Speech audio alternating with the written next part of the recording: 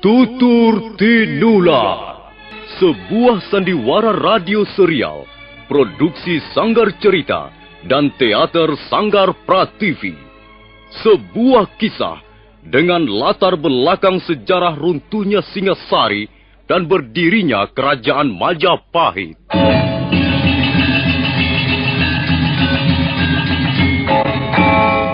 Kali ini mempersembahkan episode ke-10 dengan judul Pemberontakan Rangga Lawe.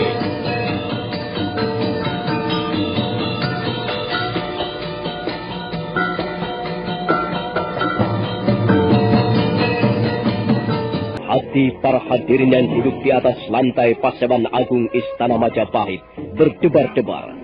Beberapa saat lamanya mereka menunggu Sang Ramapati yang masih berdiri di atas mimbar. Sementara itu Sang Prabu Kertarajasa Jayawardana duduk di atas tahta, ikut menyaksikan peristiwa penting tersebut. Bagi mereka yang namanya tercantum di dalam gulungan daun lontar, maka itu berarti mereka mendapat kepercayaan penuh dari raja untuk bekerja dan mengabdi kepada negara. Mereka berhak memperoleh jabatan resmi, dan mereka berhak mendampingi Sang Prabu dalam mengendalikan pemerintahan Majapahit. Bagi siapa saja di antara para hadirin yang namanya tercantum dalam gulungan daun lontar ini, maka sudah sepantasnya bersukacita, karena Sang Prabu berkenan menjadikannya sebagai pembantu setianya. Dan bagi mereka yang namanya tidak tercantum, masih bisa mengabdi kepada negeri Majapahit dengan cara yang lain. Jasa dan pengabdian bukan hanya bisa dilakukan dan dimiliki oleh para aparat pemerintah. Demikianlah.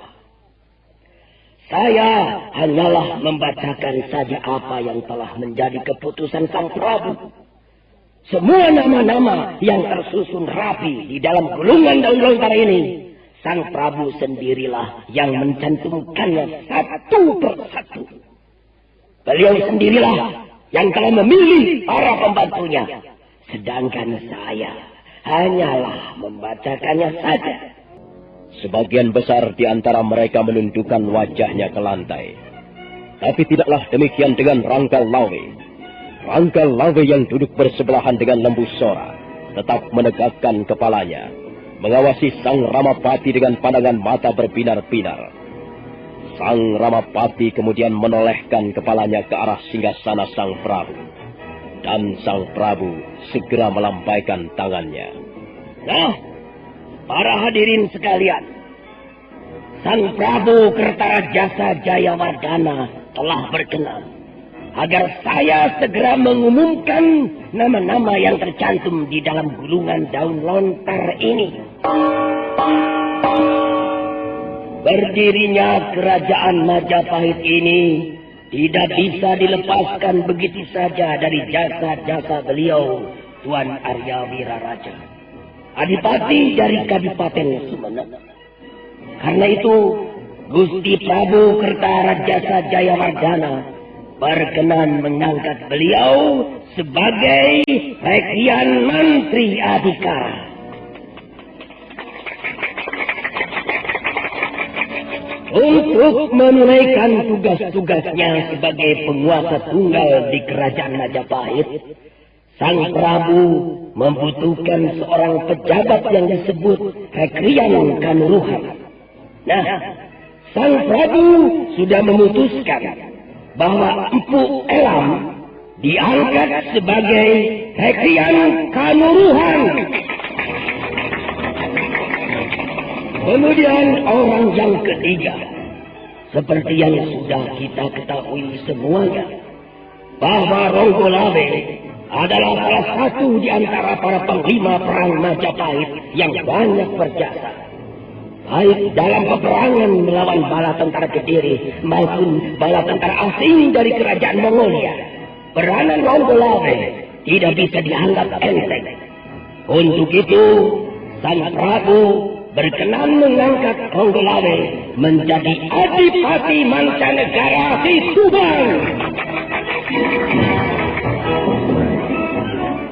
Ranggalawe mendengus keras mendengar namanya disebut-sebut sebagai salah seorang pejabat kerajaan Majapahit. Nampak wajahnya membayangkan rasa tidak puas. Dia menoleh ke arah Lembu Sora yang duduk terpekur di sebelahnya. Bagaimana pendapatmu, Paman Lembu Sora? Apakah aku pantas menjadi seorang mantri mancanegara? Sudahlah, Ranggalawe. Itu sudah menjadi keputusan Sang Prabu. Kau harus menerimanya dengan senang hati. Itu sama saja aku telah dibuang jauh-jauh dari Majapahit, Paman Lembu Sora. Ranggalawe, janganlah kau terpancing untuk menumbuhkan prasangka yang buruk. Gusti Sang Ramawijaya pasti sudah memikirkan dan mempertimbangkan segala sesuatunya. Sudahlah. Mari kita dengarkan pengumuman berikutnya. Nah, sekarang mari kita dengarkan nama berikutnya dan jabatan apa yang akan diterima. Kita semua pasti sudah kenal baik dengan nama ini dan juga pemiliknya. Beliau adalah orang yang sekarang ini duduk tidak jauh dari singgasana Sang Prabu. Beliau mengenakan busana berwarna kuning dengan ikat kepala gulung. Nah, siapa yang tidak kenal dengan Nambi? Tentu semua orang sudah mengenalnya dengan baik. Nambi adalah orang yang sangat berjasa dalam pembangunan Majapahit. Bahkan Nambi telah ikut berjasa ketika Sang Prabu masih menjadi salah seorang pangeran Singasari yang waktu itu menjadi buron pemerintah Kediri. Nambi adalah orang yang dapat dipercaya kesetiaannya, pengabdiannya, dan kebersihan hatinya. Karena itu, saya kira keputusan Sang Prabu sangat tepat. Beliau, seperti yang tercantum dalam naskah Daun Lontar ini, telah mengangkat Nambi menjadi Sekrian Mapati Majapahit. Bagaimana menurut pendapatmu, Kamandano? Pendapat mengenai apa? Sekarang Gusti Prabu Kertarajasa Jayawardana sudah mempunyai tenaga-tenaga sebagai pembantunya. Apakah kau merasa puas dengan pengumuman yang dibacakan Paman Ramapati tadi pagi? Cukup adil dan bijaksana. Ada apa? Mengapa kau menanyakan soal itu? Tidak apa-apa. Aku hanya sekedar ingin tahu pendapatmu saja. Barangkali kau merasakan sesuatu yang kurang enak setelah pengumuman tadi pagi. Aku tidak begitu bernafsu menanggapi soal-soal seperti itu, Sakauni. Aku cukup senang dan puas jika bisa mengabdi pada Gusti Prabu dan pada Majapahit. Jadi kau sudah merasa senang dan puas menjadi seorang rekrian Rangga? Aku bahkan cukup merasa puas jika Gusti Prabu melorot kedudukanku menjadi salah seorang tamtama kerajaan. Sudah aku katakan, aku tidak begitu memikirkan soal-soal jabatan dan kedudukan, Sakauni. Aku melihat ada sesuatu yang kurang enak di Balai Paseban Agung tadi pagi. Aku melihat Kakang Ranggalawe sepertinya bersungut-sungut. Kakang Ranggalawe memang sejak lama kurang menyukai Paman Nambi.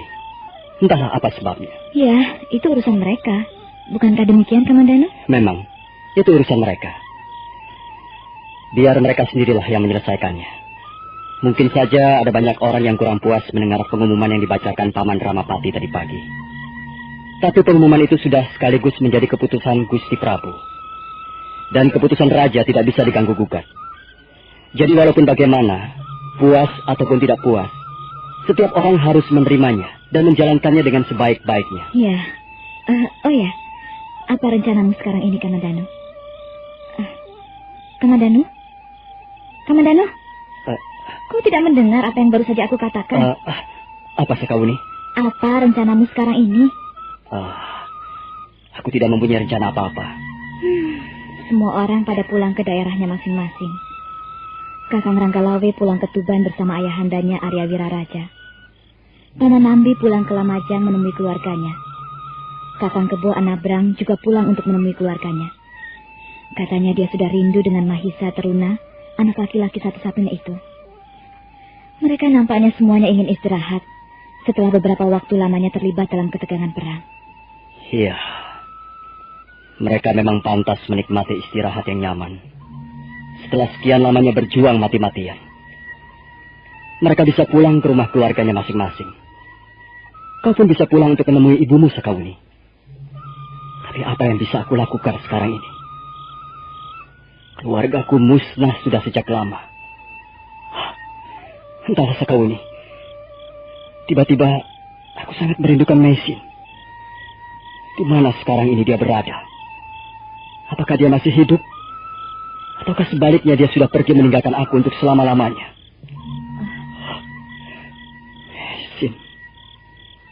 Maisin. Bermuara di pesisir pantai Pulau Jawa bagian utara. Desa Pasuruan 1 merupakan sebuah desa kecil. Seperti desa-desa nelayan yang bertebaran hampir di seluruh pantai utara Pulau Jawa. Rumah penduduk masih sangat jarang, dan sebagian dataran ditumbuhi pohon-pohon yang bercirikan pohon-pohon pantai. Di pinggiran desa Pasuruan 1 terletak sebuah pondok kecil. Pondok itu terbuat dari kayu-kayu hutan pantai, sedang atapnya terbuat dari rumput-rumputan yang dianyam. Di pondok itulah tinggal seorang tabib yang bernama Wong Yin. Tabib Wong tinggal di situ bersama seorang anak angkatnya yang bernama Ratanja. Ratanja? Ratanja? Apa yang kau lakukan di situ, nak? Lihat saja, Bapak Wong. Saya sedang belajar meramu obat. Lihat, Bapak Wong. Ya. Saya sedang meramu obat untuk sakit perut. Daun apa yang kau ramu itu? Daun galing-galing, Ya. daun dadak merah, Ya. segenggam rumput laut, dan akar pohon bakau. Ya. Itu sudah benar. Kalau rumput laut susah dicari, kau bisa menggantinya dengan daun teratai. Ya. Tapi cara meramu obat sakit perut bukan begitu, Ratanja. Kalau cara meramunya salah, bukan obat yang akan kau berikan pada si sakit, melainkan racun. Jadi, apa yang saya lakukan ini keliru, Bapak Wong? Ya, sama sekali keliru. Kalau sampai ramuan obat itu kau berikan kepada orang, maka perut orang itu justru akan bertambah sakit. Dia bisa mencret-mencret, dan kotorannya akan bercampur dengan darah. Wah. Kalau begitu, berbahaya sekali, Bapak Wong. Ya, memang berbahaya sekali kalau kita salah meramu obat. Orang harus lebih dulu belajar bersungguh-sungguh sebelum meramu obat untuk si sakit. Pekerjaan seorang tabib yang sembrono bisa mengakibatkan si sakit kehilangan nyawanya. Hal itu sudah sering terjadi, Ratanja. Karena itu, kau harus berhati-hati. Jangan gegabah. Harus lebih dulu belajar dengan tekun. Obat sakit perut ini misalnya, daun galing-galing tidak bisa kau tumbuk begitu saja. Harus direbus lebih dahulu. Kemudian, airnya ditiriskan sampai kering. Tapi jangan sampai terkena sinar matahari. Sebaliknya, daun dadak merah harus lebih dulu dijemur. Setelah dijemur, baru direbus. Sedangkan untuk meramu mereka, harus digunakan sebuah cupu seperti ini. Hah? Kau tahu cupu bukan? Tahu, Bapak Wong. Cupu seperti itu banyak sekali dijual di pasar-pasar. Sudahlah, Ratanja. Tinggalkan dulu soal obat-obatan itu. Besok atau pada kesempatan lain, aku akan mengajarimu. Dan kau harus memperhatikannya secara cermat, ya? Sekarang ini, carilah Nona Maisin. Kakak Maisin? Iya. Bukankah tadi Kakak Maisin bersama Bapak Wong? Iya, tadi dia bersamaku. Tapi kemudian dia minta izin untuk berjalan-jalan sebentar. Tapi sampai sekarang belum juga kembali. Cobalah kau cari dia. Aku masih sangat mengkhawatirkan keadaannya. Dia belum sembuh betul dari luka-lukanya. Baik, Bapak Wong. Saya akan mencarinya. Ya. Bocah yang bernama Ratanja, yang bertubuh gempal dan agak pendek, bermata jeli dan berbinar-binar itu pun segera melompat ke halaman pondok. Sebentar kemudian dia sudah berlari-lari kecil meninggalkan pondok. Kakak Maisin! Kakak Maisin! Ratanja terus berlari-lari di sela-sela pohon hutan pantai. Tubuhnya timbul tenggelam di balik pohon-pohon yang besar. Kadangkala dia menyelinap di balik semak belukar, kemudian muncul lagi ke arah gundukan tanah, persis seperti seekor anak kijang yang berlari-lari mencari induknya. Kakak Maisin! Kakak Maisin! Kakak Maisin! Kakak Maisin! Ratanja menghentikan langkahnya. Sesaat dia menjadi ragu-ragu. Tak jauh dari tempatnya berdiri, dia melihat seorang wanita berpakaian sudra duduk di atas pasir. Wanita itu diam saja. Dia hanya duduk dan diam, sementara matanya memandang ke tengah laut lepas. Perlahan-lahan Ratanja mendekati wanita yang duduk terpekur di tepi pantai. Wanita itu kemudian menoleh. Wajahnya kelihatan sayu, murung. Wajah itu seperti diselimuti kabut kesedihan. Nah, saudara pendengar, bagaimanakah kisah selanjutnya? Siapakah wanita yang duduk di tepi pantai itu? Apakah dia Messi? Silakan menunggu seri berikutnya. Sampai jumpa.